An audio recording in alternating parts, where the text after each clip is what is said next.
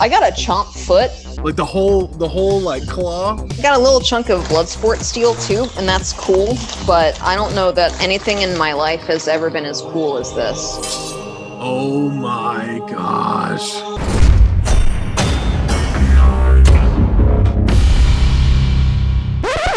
Hey, quick, before we get into this, we're letting you guys decide the next BattleBots team that we're going to interview. So leave a comment below, and whatever team has the most votes wins. Now, on with the show. Right, Tiny T? That guy. You had mentioned a tradition that kind of flows throughout the BattleBots realm. So, I mean, for example, after the Saw Blaze fight, we got a good hit on the wheel.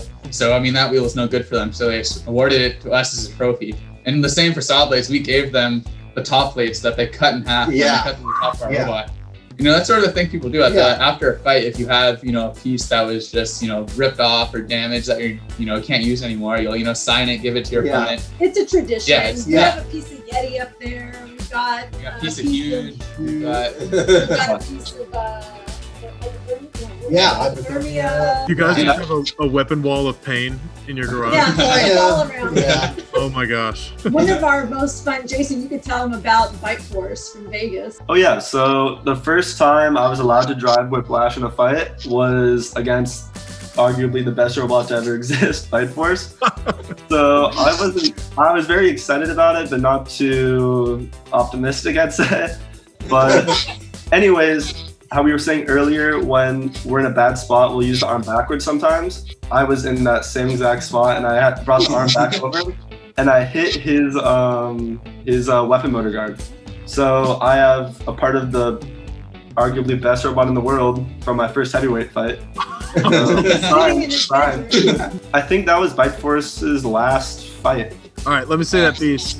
Piece of Bite Force. So where we hit it? There. Oh my And the god. piece is also bent if you want to hold it at like a perpendicular angle. I don't know. Sure. Oh, man. We have an arm from Tantrum that is pointy and sharp, and like he did sort of like a bone structure out of carbon fiber. Like, I'm pretty sure it's onyx. We also have a big chunk from Sub-Zero, which is pretty good. Rotator. Do you have any of these pieces with you? I don't have them here, no. We keep them in our presentation space because we do a lot of outreach through Artisans Asylum because they have a pretty mission-driven education aspect. So we have a lot of kiddos go through, and it's good to have like it right there. My last time I was in Boston, we actually went to the Children's Museum to do a whole segment on Valkyrie at like one of their tech nights and like explain everything, show out. It's way more fun to show and tell, and then you can actually point out like the fracture parts. But yeah, the one from Rotator is actually part of his like some of his armor, like a big panel that like ripped off because he has, I think, like welded titanium, and we just beat the hell out of it and make it fracture. Chunk. That is a thick chunk that's missing. Victor, this is a piece of Rotator that was torn off of Bite Force? Yeah, this was from the Bite Force fight. So we were actually like, this is from the top blade, so we were like this, and he uppercutted that front edge, and I just, you can see that clearly right there. Dang. It literally looks like a bite was taken out of that piece. Yeah. This is all welded titanium. Even though titanium is light, this is still heavy. So I've got half of the hammer from the judge. Oh. So as far as I know, I think it's me and Brian Neve from Captain Shredder. I think are the only people that ever took the hammer off of that robot. I got half of one of Witch Doctor's discs that we'd shattered. When I fought Bronco, he had these two spars up front with these wedge pieces on it to try to get under you, and I yanked one of them completely off. So I've got a few pieces like that. I've given away a lot of pieces like that too. So like in the match against Witch Doctor where we broke the weapon bar in half. So we signed the half of the weapon bar and we gave it to the team, and they take it with them everywhere where they go to do displays and whatnot. They take their half of the tombstone bar. I've got those, and I've got the fist I took off of Tantrum is out there. Some of the other stuff like that, and then the wall's just covered with, robot photos and stuff from my career. I actually have the portion. This is one of my most favored trophy pieces. So after the fight, Jameson and Lucy and the team, they signed it and they gave this to me. So that's where you hit that caused the explosion? Yeah, I think this is the side this is the side where their flamethrower was. It's actually thicker than I was expecting. Oh, so another thing, I guess a side note about Uppercut and Sawblaze and our friendship. So obviously I said, we learned a lot about building robots from other builders, but we also learned a ton, obviously, by being a part of Jameson's team. And so our robots are actually pretty similar in overall structure. So obviously there's one's an overhead spinner, one's just a vertical spinner.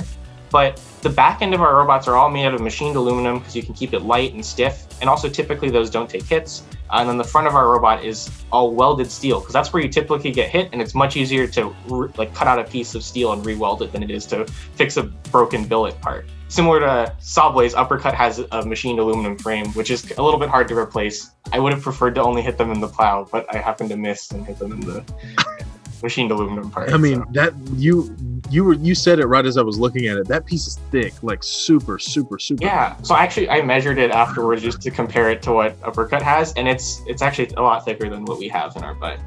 I also happen to have another trophy.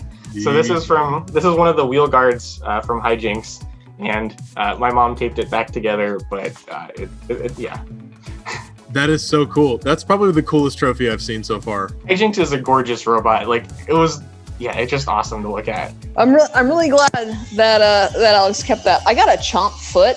The whole claw. Yeah. Do you want to see? Where is it? All right, hang on. One sec.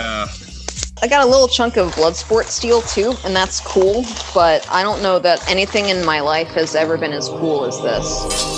Oh my gosh! That is the chomp foot that Yasha spent so much time on.